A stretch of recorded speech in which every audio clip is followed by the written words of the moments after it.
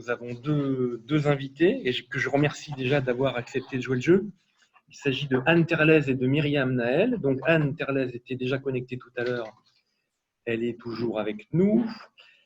Et je salue Myriam Naël qui est arrivée. Bonjour Myriam. Bonjour. Donc, je vais vous présenter toutes les deux. Anne est là? Oui, je suis là. Bonjour Anne. Merci à toutes les deux d'être là. Donc, je vous présente et puis on va enchaîner sur quelques questions.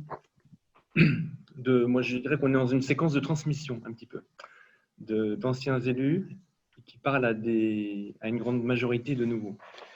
Alors, Anne Terlez, vous êtes vice-présidente de la communauté Seine-Eure, en charge de l'habitat, de la transition écologique et de la politique de la ville.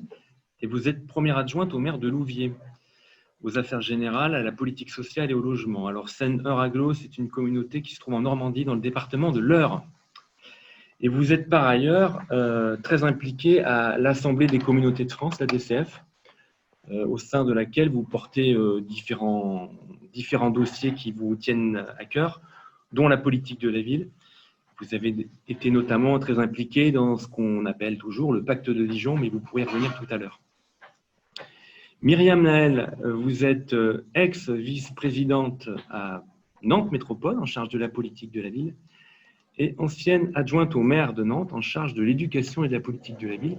Vous n'êtes plus élue, donc vous avez une posture différente et peut-être une liberté de ton qui est différente.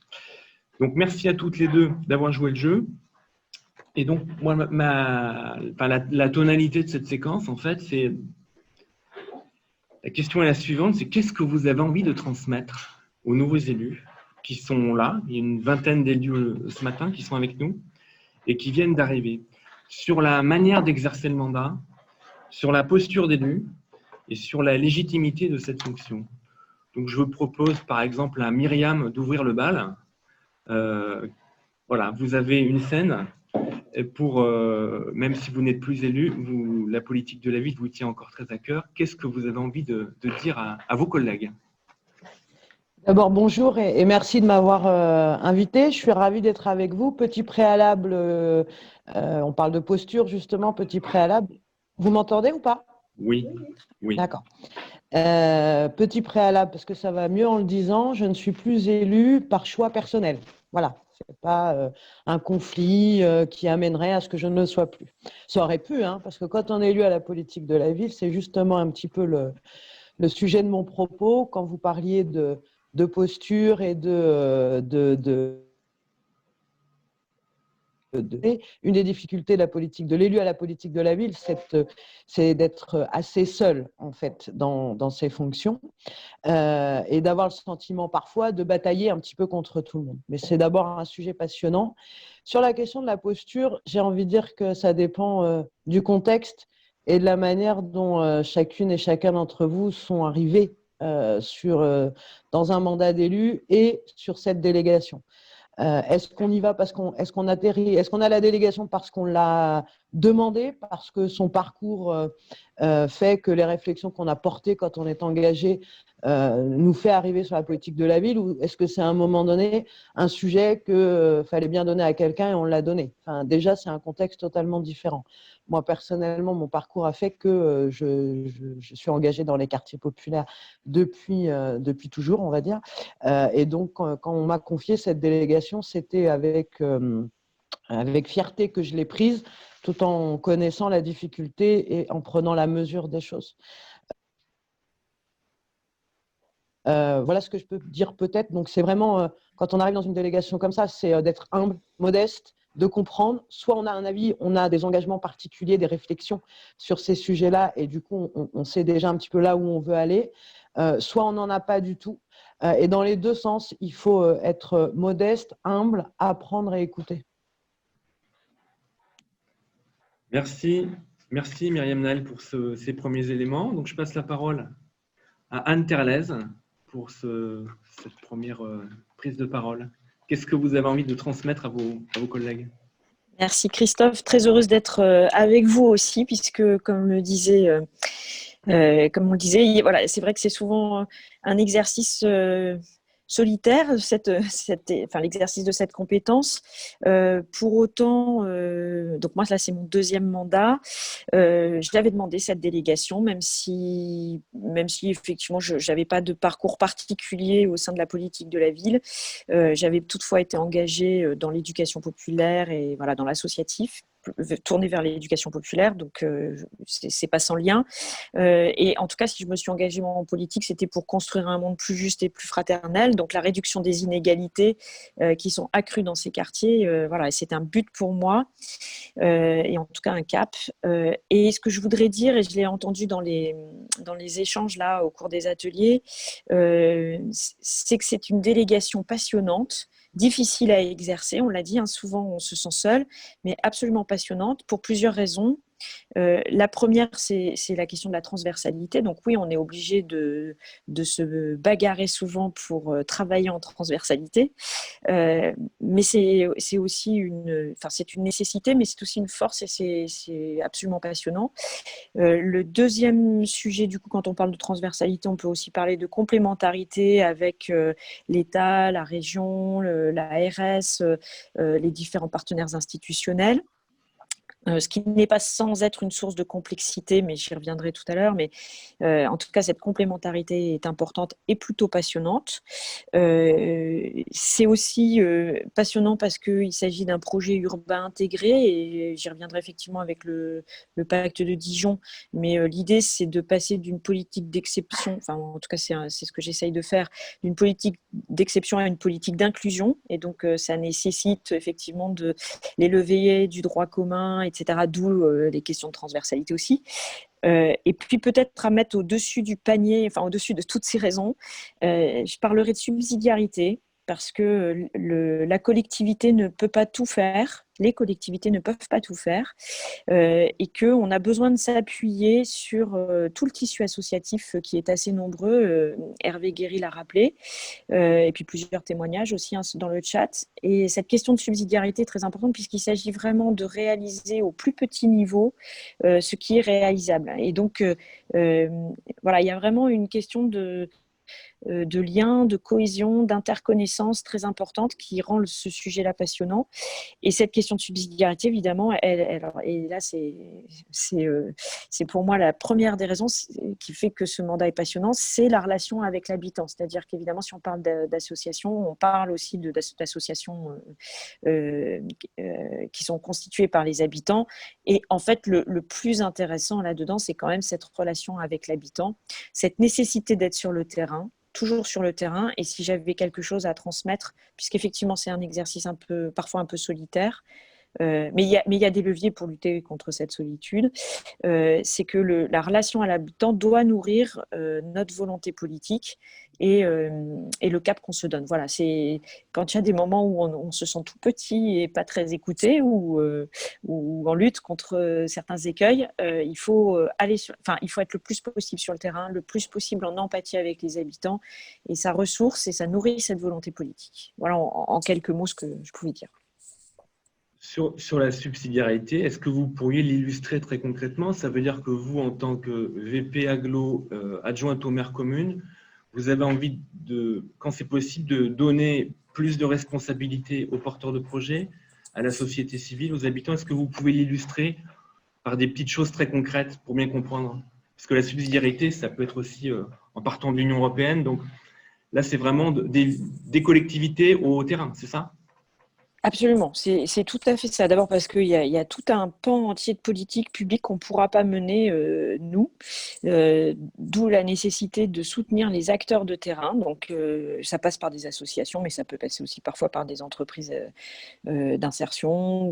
Voilà. Mais en tout cas, c'est le soutien aux acteurs locaux qui sont au plus près des habitants, qui ont une expertise, les habitants ont une expertise d'usage de nos politiques publiques, ou du quartier, mais eux aussi ont une expertise peut-être plus forte encore que la nôtre. C'est à mon idée encore plus important parce qu'on voit bien l'écart se creuser entre l'habitant et le politique. Voilà, même quand on n'est pas politicien, entre guillemets, si je peux me permettre cette utilité de langage, c'est-à-dire que voilà, quand on s'est engagé par volonté de construire un monde plus juste, qu'on n'est pas un apparatchik, voilà, finalement on est d'abord citoyen puis ensuite élu.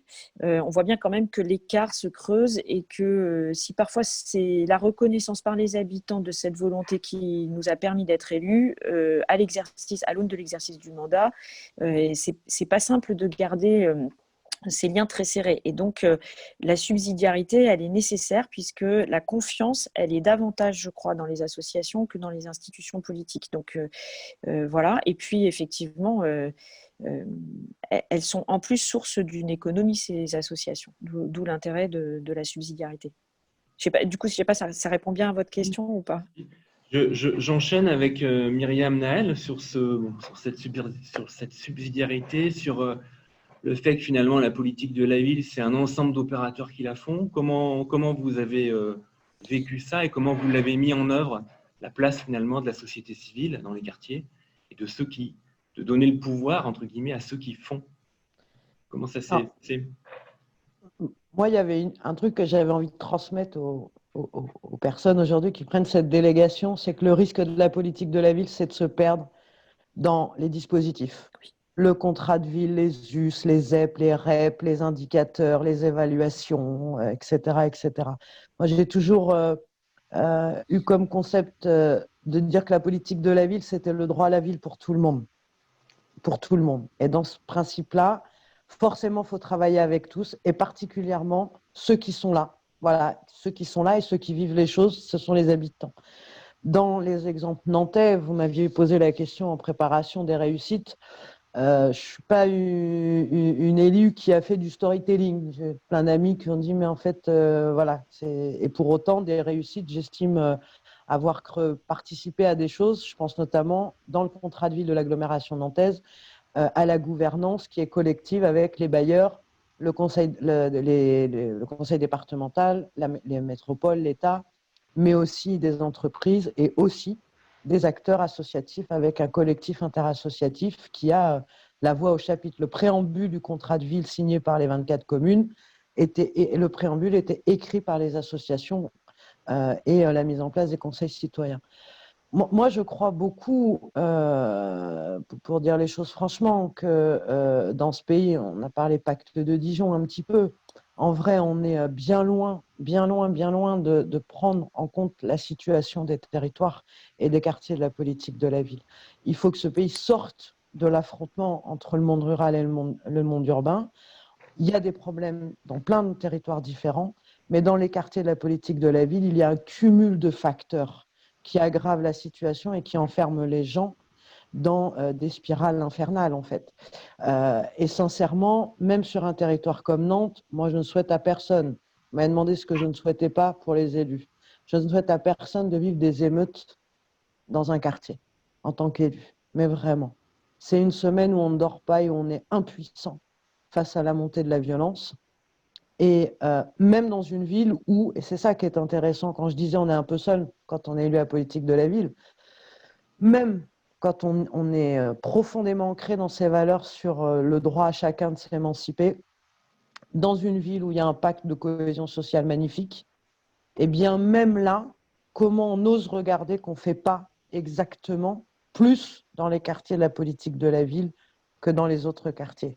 Et on a travaillé pendant ce mandat avec, là pour le coup, les acteurs associatifs et les élus de la majorité municipale de l'époque, où tout le monde est convaincu qu'on fait bien. Tout le monde, quand on a l'engagement politique sur la lutte contre les inégalités, on est persuadé avec notre administration, etc. Mais à un moment donné, il faut objectiver la situation. Moi, j'ai eu la chance d'être élue à politique de la ville et élue thématique en tant qu'adjointe à l'éducation de la ville de Nantes.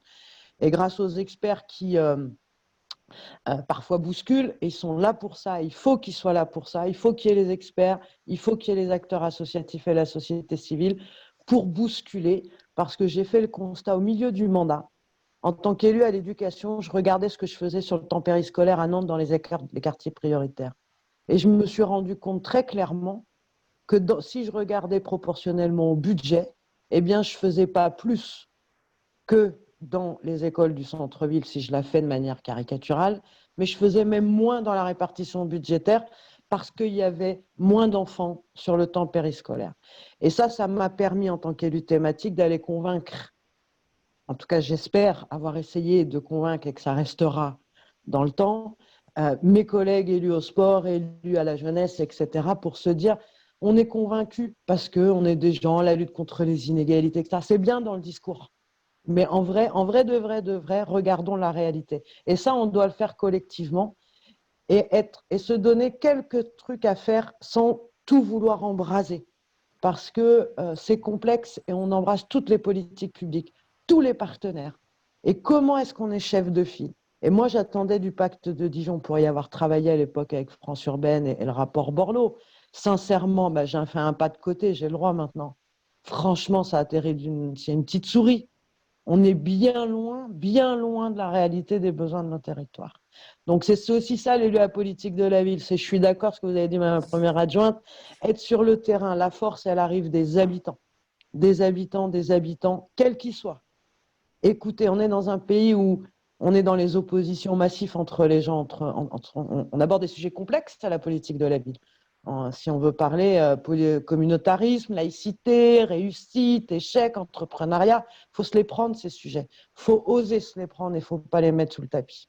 Voilà, j'arrête là. Ça y est, je suis repassionnée. C'est super. Merci Myriam. Alors j'enchaîne avec Anne sur cette histoire de droit commun qui est quand même un des piliers qui a été rappelé en 2014 sur ce contrat de ville actuel et sur la mobilisation des collectivités et de l'État sur ce qu'on a appelé le pacte de Dijon.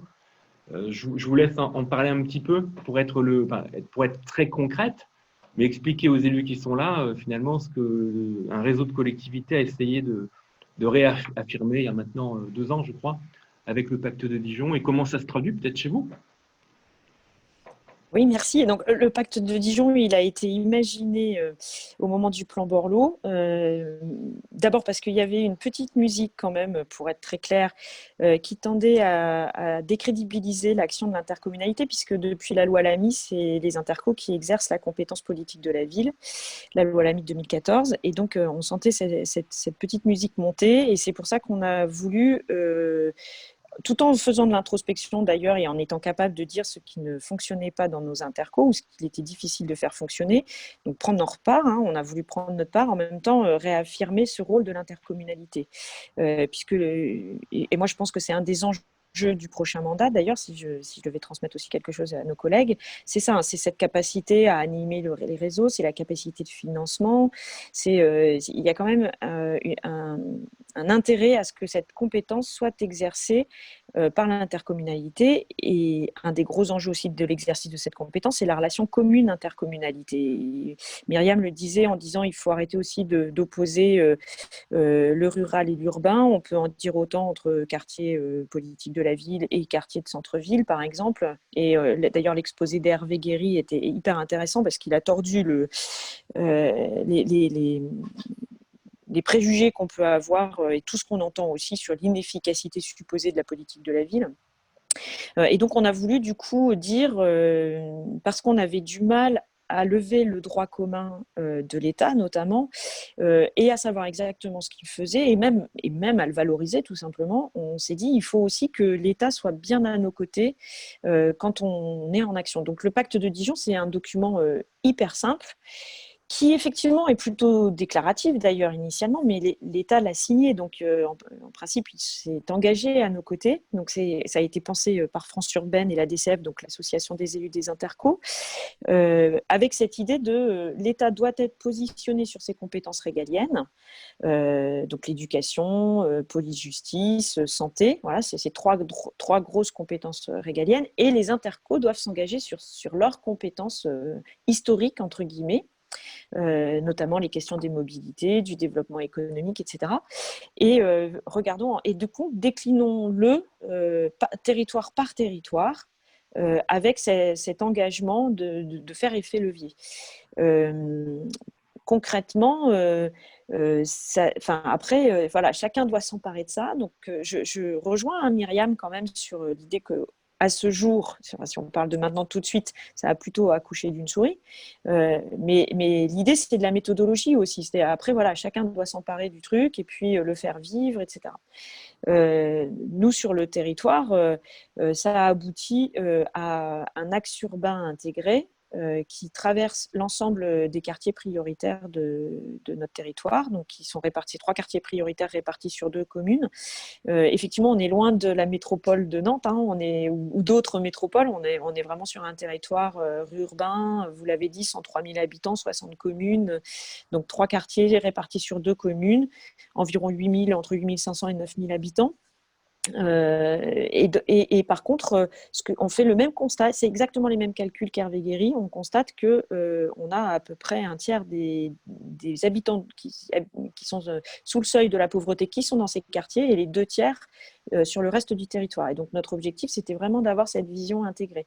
Donc on a construit un axe urbain, cet axe urbain intégré, en allant y émarger d'ailleurs alors à la DECI, au Fonds européen, régions, etc., sur des questions de mobilité et de développement économique essentiellement. Voilà.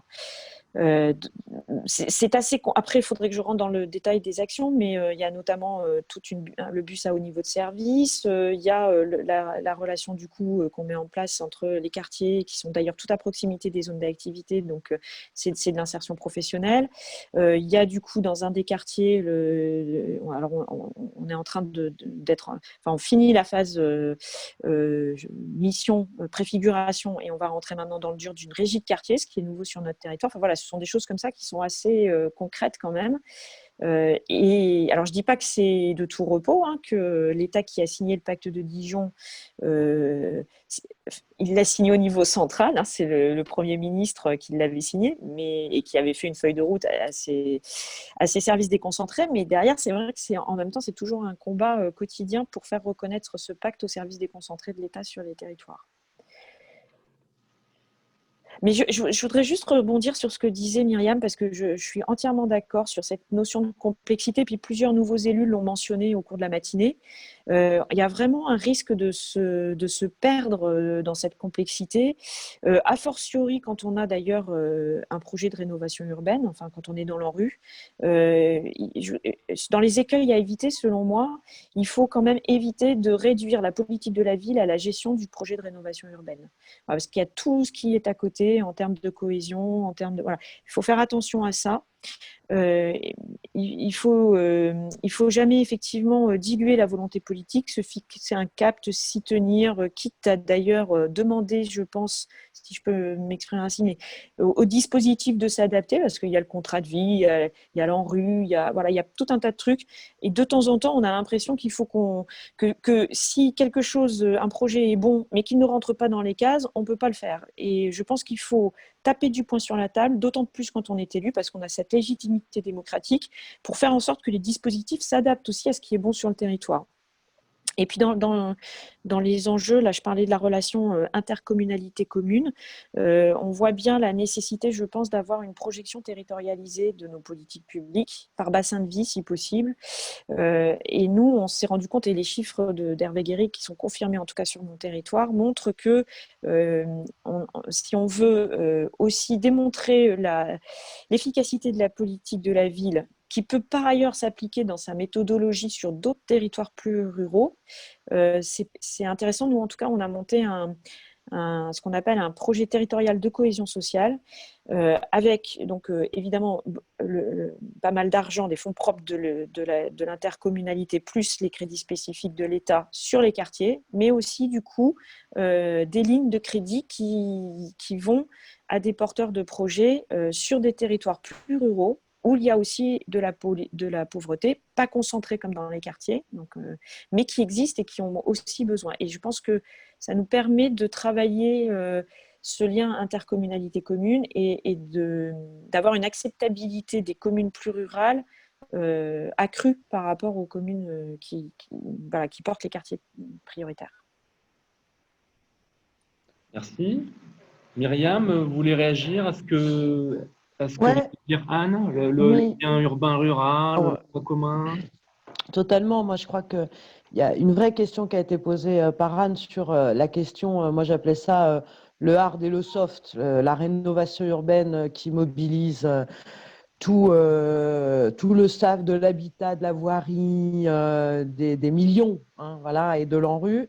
Et tout le soft, c'est la vie quotidienne des habitants, c'est le maintenant. L'ANRU, c'est 10 ans, un projet. Là, on est sur la fin d'un quartier à Nantes. Moi, j'ai suivi 2 quartiers en fin de rénovation urbaine où on n'avait fait que de la rénovation, entre guillemets, que de la rénovation urbaine. Et j'ai porté 4 projets face à l'ANRU où on a défendu au sein de la métropole un projet très intégré où on alliait la rénovation urbaine et la rénovation, on appelait ça les projets, chez nous c'est les projets de rénovation, donc les projets globaux. Voilà, c'est comme ça. Je commence à perdre un peu les réflexes, hein, c'était il y a 6 mois. Les projets globaux où on parle éducation, où on parle effectivement habitat, parce que la qualité de l'habitat, elle est essentielle, c'est le premier endroit de dignité pour les habitants. Et quand on parle de tous ces projets-là, c'est toujours parler et penser à l'habitant, en fait. Toujours, toujours, toujours. Y compris dans notre verbiage de la politique de la ville, qui est parfois imbuvable, mais imbuvable pour les habitants. Et là-dessus, et c'est pour ça que sur le principe de subsidiarité, on n'y est pas encore, sur comment on fait sens commun autour d'un projet. Et pourtant, il y avait de la volonté politique partagée. Je vais prendre un exemple sur un grand quartier nantais qui était sur une double commune, Nantes et Saint-Herblain. Dans le dernier mandat, les 2 nouveaux maires ont décidé de faire les choses ensemble et de pas de franchir le territoire communal. Eh bien, 6 ans après, je sais très bien qu'on n'a pas réussi totalement à franchir cette frontière, que les habitants ne vivent pas. On a encore des tarifications différentes entre les 2 médiathèques. 6 ans avec des maires d'accord et des élus qui portent et qui y croient. Et on n'a pas réussi. Le principe de subsidiarité, de porter tout le monde, de convaincre l'administration avec qui on travaille, d'y aller, de sortir chacun de sa politique publique pour croiser au territoire. Ça demande énormément d'énergie. Il ne faut jamais baisser les bras. Il faut y croire tout le temps. Et nous, pareil, et c'est quand on parle de ces projets globaux, eh bien, c'est comment on va porter à l'ANRU les projets de rénovation urbaine et chercher le fric en évitant de faire 650 pages de maquettes financières, parce que les projets nantais, c'était ça. J'ai compté, j'ai regardé, c'est incroyable quand même. Et en n'oubliant jamais sur nos compétences, chacun les autres, la commune sur ses compétences directes, la communauté urbaine ou le conseil départemental ou le conseil régional, qu'est-ce qu'elle met au pot commun? Qu'est-ce qu'elle met au pot commun? Et on peut parler, je vais faire une réussite sur ce projet-là et un gros écueil. Une réussite, c'est qu'à un moment donné, le projet culturel nantais qui travaille proximité et attractivité a une compagnie qui s'appelle Royal Deluxe. Royal Deluxe dit, ma dernière création, je veux la faire différemment, je finis les géants, etc. J'ai envie de faire un truc implanté dans un quartier pop, je veux aller à Bellevue. Eh bien, on a eu des débats en interne de la municipalité. L'administration n'était pas d'accord en disant oui, mais ce n'est pas l'attractivité, etc. Bah si, justement, on va prendre le risque et ça va être la première pierre d'un projet pour montrer l'ambition que l'on porte. L'écueil, principe de subsidiarité qui ne fonctionne pas, il faut se le dire, alors que tout le monde connaît, si on avait des sujets, des débats de fond sur les questions éducatives, la situation des collèges. Eh bien, moi, ce sera l'échec de mon engagement politique jusqu'à présent. Il y a un collège dans ce quartier, il y a 3 collèges dans ce quartier qui ne vont pas très bien. On était plutôt tous d'accord sur les constats, on n'a jamais réussi à prendre des décisions pour faire quelque chose. Voilà. Donc, mais c'est complexe, mais il ne faut jamais abandonner parce qu'à l'intérieur de ces territoires, il y a des énergies, des proposants, des talents qu'on ne mesure pas et qu'on ne voit pas, et encore moins aujourd'hui. Là, on fait un débat sur témoignage pour ma part d'avant. Pour les nouveaux élus et les élus qui sont aujourd'hui en place, la crise du Covid, etc., elle plante des choses complexes. C'est comment on va rebondir de tout ça dont on n'est pas sorti, économiquement, structurellement, dans le lien social, etc. C'est à mon avis des vrais sujets d'avenir pour des centres de ressources, pour aider, pour aider les collègues. Merci Myriam. On se rapproche de la fin. Anne, est-ce que vous avez peut-être un dernier mot à ajouter sur ce que vous avez envie de partager? Je partage tout ce qu'a dit Myriam. En tout cas précédemment. Je regrette qu'elle n'ait pas choisi de se réengager parce qu'on a besoin d'élus comme ça à la politique de la ville. Et puis voilà, avec cette franchise, cette liberté d'expression dans nos associations d'élus et dans nos collectivités. Peut-être juste sur les défis, puisque vous nous aviez demandé un peu quels pouvaient être les défis particuliers. Moi, je pense qu'effectivement, il faut qu'on arrive à transformer l'image des quartiers aussi. Et l'exposé de Hervé Guéry était particulièrement pertinent là-dessus. J'ai noté, mais ce que je vais dire là est peut-être un peu en contradiction aussi avec le propos précédent. Mais j'ai noté que en fait, la plupart des VP sont quand même des VP à la politique de la ville sont quand même des femmes. Et je crois que les autres élus ont une vision sociale, en fait, peut-être au mauvais sens du terme, enfin, d'assistance sociale de l'exercice de la compétence. Et ça, il y a une part qui nous appartient, en fait, à nous, les élus VP, de démontrer de la pugnacité, qu'il faut et le hard et le soft, donc et la rénovation urbaine, enfin le bâti, etc., mais aussi tout le reste. Ça, c'est pour moi un défi. Voilà, faut pas être discret quand on est un élu à la politique de la ville. Il faut le bousculer comme sûrement Myriam l'a fait en allant chercher tous les autres élus.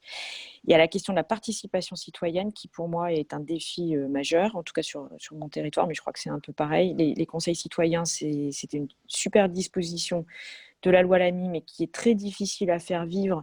Et voilà, avec probablement d'ailleurs, enfin, je pense qu'on paye le déficit d'éducation populaire, puisqu'il y a longtemps que la France n'a plus investi, il y a des décennies que la France n'a plus investi dans l'éducation populaire, et donc aujourd'hui, être un citoyen de plein exercice, c'est compliqué pour tous, mais peut-être encore plus dans ces quartiers.